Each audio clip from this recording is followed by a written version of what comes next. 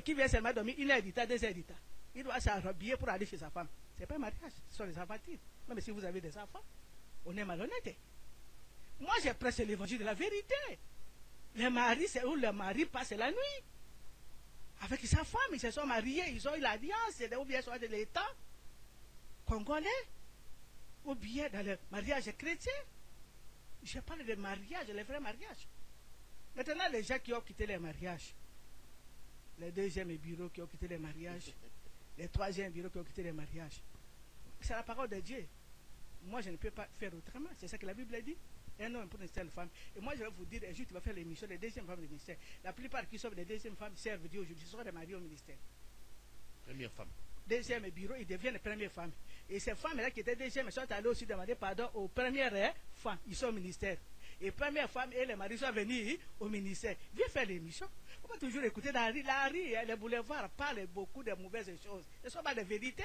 Nous avons au ministère les gens qui étaient deuxième et troisième femmes et Pierrot qui se sont convertis, qui sont allés demander pardon aux premières femmes. Et première femme, quand il a vu ça, il est venu, et le mari lui-même au ministère, et nos sœurs là sont devenues des épouses aujourd'hui. Maria, c'est l'homme. Alors, non seulement que, bon, vous refusez que les deuxièmes et les troisièmes... Je ne les refuse pas, c'est la parole de Dieu. C'est ce que vous dites, c'est la parole de Dieu, oui. C'est votre choix, mais la famille également, là également, c'est un grand reproche. Là-bas.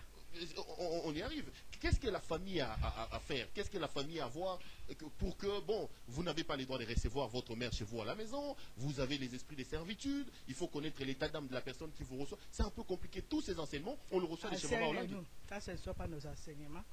C'est seulement de la rue et l'interprétation de la rue. Vous voyez, Pierrot, c'est malheureux. Les chrétiens ont prié de génération en génération en Afrique. Ils sont tous dans le blocage de pauvreté. Du fait que les gens qui ne sont pas chrétiens se moquent de nous. Parce qu'on n'applique pas la parole de Dieu. Moi, je me suis demandé, mais les Salomon, les rois Salomon, tous ces mondes là qu'on dit, les Américains, ils sont des chrétiens, qui sont des riches, qui sont des fermiers, qui sont des PDG. Nous ne voyons pas de chrétiens réussir, des grands pasteurs. Il n'y en a pas dans les pays francophones. Mon problème, c'est que je ne peux pas prier pour prier, Pierre. Je dois prier pour gagner. Je ne peux pas laisser le monde pour venir échouer.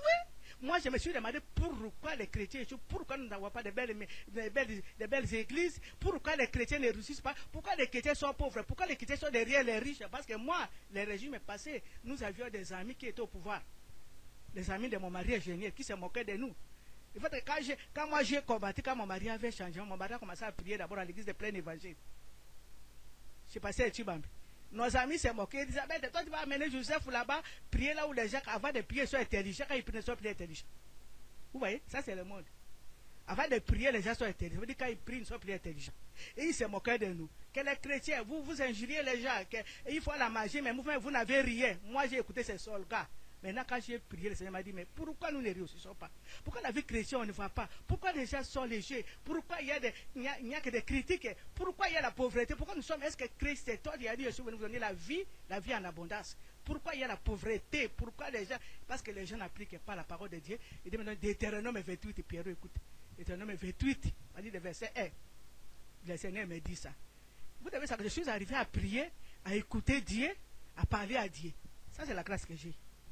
Le Seigneur m'a dit, Deutéronome 28, il dit, si vous obéissez à la parole de Dieu, et si vous mettez la parole de Dieu en pratique, vous serez supérieur aux autres nations. Vous voyez, ça c'est mon verset.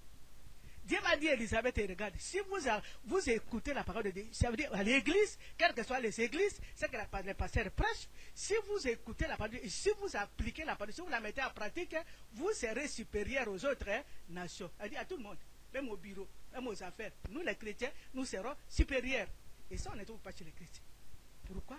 Parce qu'on n'appliquait pas. Maintenant, nous arrivons dans la famille. Voilà. Maintenant, qu'est-ce qui s'est passé? Nous, quand nous sommes arrivés au ministère, maintenant, je commence à appliquer la parole de Dieu. J'ai vécu comme tout le monde. Moi, j'ai amené mes enfants au village de Pierrot.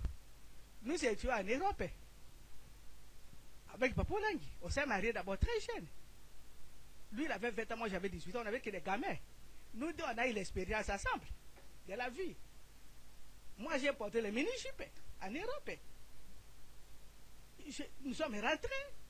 On s'est battu avec mon mari. On a vécu, même quand on s'est converti, on était pied dedans, pied dehors. Nos problèmes, il n'y avait pas de solution. Nous, quand nous sommes rentrés, nos familles venaient. Nous étions capables que nos enfants dormaient dans une chambre et quand les chefs venaient du village, les enfants, on les faisait sortir, ils dormaient au salon. Les enfants vont répondre. Même elle est allée au Lang aujourd'hui, elle est à 42 ans aujourd'hui. Elle a dit les Juifs vont parler, les gens aussi vont être étonnés. Nos enfants, les enfants des ingénieurs, d'un ingénieur, nous vivons à Langombe là-bas, mais quand les gens du village venaient, moi-même et maman au Lang, je mettais mes enfants au salon. On mettait les gens dans la chambre. On a appliqué la coutume, papa. La solidarité africaine. Oui, mais c'est une solidarité qu'il faut saluer, maman. Là. Je ne salue pas ça. Maintenant, avant, oui. Avant, j'ai salué ça. Maintenant, plus jamais. Plus jamais de ça. Quand Dieu m'a parlé, Dieu regarde. Les gens qui veulent dormir dans votre chambre, ils sont souillés. Il y en a qui ont des fétiches. Un jour, les gens sont venus chez moi, on leur a laissé des chambres. Nous, on était déjà des pentecôtistes. On n'avait pas encore de ministère. Mais Dieu me parlait déjà. Et regardez leurs valises. Ils étaient habillés. Il y avait des fétiches. Mais vous priez à langue. Vous êtes des sanctifiés. Mais regardez votre maison, vous laissez d'abord votre lit pour les gens qui viennent du village. Regardez leurs valises, il n'y avait que des fétiches. Mais comment vous allez habiter dans une même maison, les ténèbres et la lumière? Vous allez réussir comment?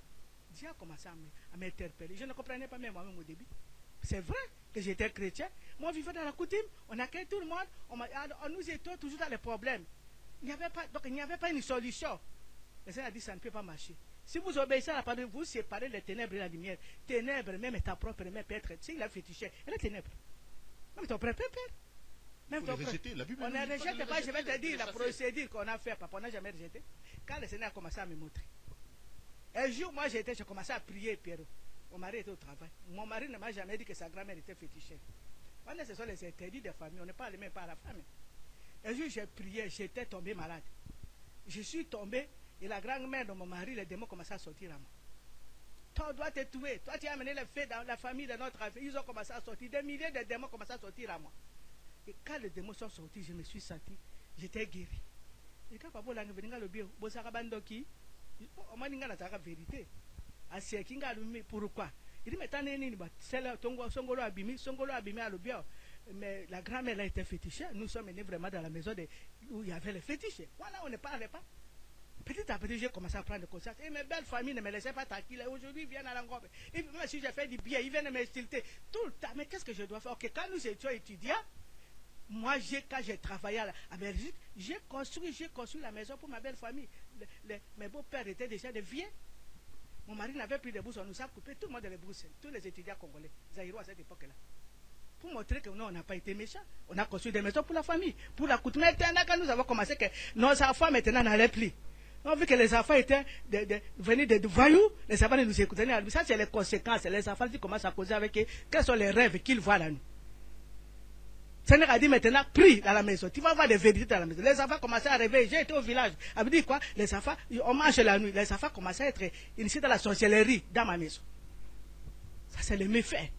Et puis le Seigneur commence à me montrer. Maintenant, regarde les méfaits de la coutume. Quand vous laissez les enfants avec les cousins dans nos maisons, vous, les domestiques préparent, vous n'êtes pas là. Ils mettent à table.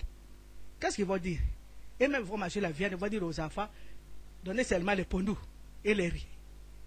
Maintenant, qu'est-ce qui se passe? Si vous parlez à vos parents, on va vous tuer.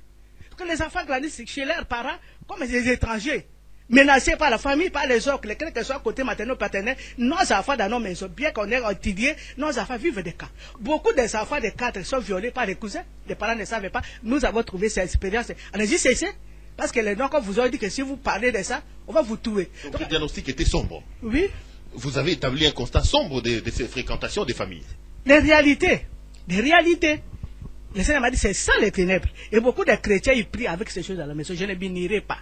Je ne suis pas dans ces choses. Je suis un Dieu trois faces, un Dieu qui sanctifie. Là où je suis, la sanctification. Il faut enlever les sentiments. Et à ce moment-là, moi, je me suis converti. Quand on s'est converti, je commençais à prêcher ma belle famille. Je suis allé dans ma belle famille. J'ai prêché ma belle famille. J'ai amené avec ma propre voiture à l'église. Ma belle famille, il y a une de ma belle famille, mariée à un ingénieur. Un ingénieur. Ma belle famille, comme ils aimaient l'argent, ils ont poussé à ma belle-sœur de laisser son mari ingénieur, jeune encore pas Paulin, d'aller épouser un Sénégalais à Brazzaville. Il avait l'argent. Ça, c'est dans ma belle famille. C'est comme moi, qu'est-ce que j'ai fait? Moi-même, je l'ai appelé un jour. Je suis là. Là, c'est le début du ministère. Mais je ne voulais pas qu'il vienne au ministère. Je suis allé attendre ma belle-sœur là-bas au beach. Moi, j'ai dit, tu viens, tu ne peux pas laisser tes enfants. Je l'ai amené à la maison. Je l'ai amené chez maman Touma là-bas. évangéliste Maman Toumba là-bas à Bandal. Moi, je Maman Toumba, occupe-toi de ma belle famille. Je suis allé prendre son mari, ingénieur Oussama. Moi, je dis, tu viens. Il faut épouser ta femme. Oh, maman, je n'ai pas l'argent. Moi, mais j'ai donné l'argent. Comme il savait déjà, lui, il avait épousé étudiant. Et lui, il n'avait pas de moyens. Moi, mais j'ai donné l'argent pour qu'il épouse sa femme. Ça, c'est ma belle famille. Aujourd'hui, ils sont au Sénégal, en Mauritanie. Ils sont à l'ONU. On a travaillé pour la famille. Ceux qui ont voulu nous suivre sont avec nous. Mais les autres avec qui sont la sorcellerie, là, de la grand-mère, le fétichisme, ils n'ont pas voulu, ils ont préféré. Celui qui n'est pas avec votre Dieu ne peut pas vous fréquenter. C'est ce qui dérange un peu chez vous. Ça n'est pas déranger. Pour que je reçoive mon oncle à la maison, il doit être de combat spirituel. Je dois connaître son état d'âme. Pour recevoir. Il peut aller à l'église des réveils. C'est pas ça. Moi, quand je les ai prêchés, c'était à l'église des réveils pentecôtistes. Il y en a qui n'ont pas voulu partir là-bas. Il y en a qui n'ont pas voulu. Cette histoire d'état d'âme, de connaître ça va arriver. Je vais d'abord répondre. Ok, allons-y. Je réponds d'abord. Quelqu'un qui vient, je vous ai donné l'exemple ici, non? Quelqu'un qui n'est pas dans l'église pentecôtiste, l'église des réveils. Moi, je viens te prêcher Jésus. Je te montre les biens et les mal. Tu ne veux pas. Allez même à l'église, c'est tout prêt. Tu ne veux pas. Je ne peux pas te recevoir chez moi. Parce que mon oncle qui m'a élevé, M. l'abbé Kayinda, tous les baptêmes le connaissent. Mon oncle, si tu n'es pas catholique, ne peut pas t'aider. J'ai vu ça avec mon oncle. C'est pas de la démocratie, ça. L'indépendance de la foi. L'indépendance de la foi, mais nous, mais la loi ne dit pas ça. Pour que je réussisse, la loi ne dit ça pas ça. La Bible dit. La Bible dit si vous. Non, ça n'est pas la dictature. La Bible, si vous obéissez, c'est la loi de mon Dieu que moi j'ai choisi. J'ai fait le choix. Librement. Si vous obéissez à la parole de Dieu, si vous la mettez à vous serez supérieur. Moi, je vais élever mes enfants bien, je vivrai bien avec mon mari. Pourquoi on a étudié? C'est pas pour souffrir? Ou on fait la magie, on ne fait pas la magie? Maintenant, moi, je vous amène à la vie. J'amène à ma famille, on a dit, venez vous tous. Nous avons les liens de divorce. Mon mari a dit, venez vous tous. Les grand-mères nous a tous liés. Chez mon mari, les enfants ne se mariaient pas, les filles ne se mariaient pas. Tout ça dans l'épidicité. Maintenant, Dieu nous ouvre les yeux. La grand-mère avait tout lié, tous les enfants de famille de mon mari. Ils ne se mariaient pas, tout dans l'épidicité. Si on marie, ça veut dire un féticheur. Toutes les filles de classe, soit un féticheur, soit une sentinelle. Les filles n'étudiaient pas. Mon mari aussi a compris qu'on a un problème avec la grand-mère qui nous a liés pour ces fétiches. Maintenant, il fallait amener l'évangile, Pierrot. Nous, on n'a pas coupé, mon papa. Moi, je suis allé à Kaouka. Kaouka, c'est la maison qui a accueilli mon mari, la tante de mon mari.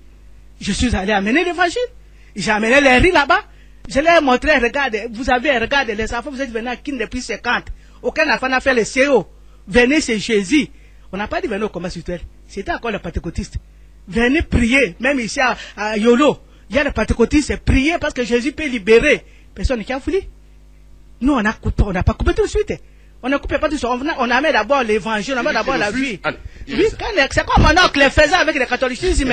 Mon oncle, si tu n'es pas catholique, il ne peut pas t'aider. Et tout le monde, toute la famille sait faire catholique, la morale chrétienne, c'est bon.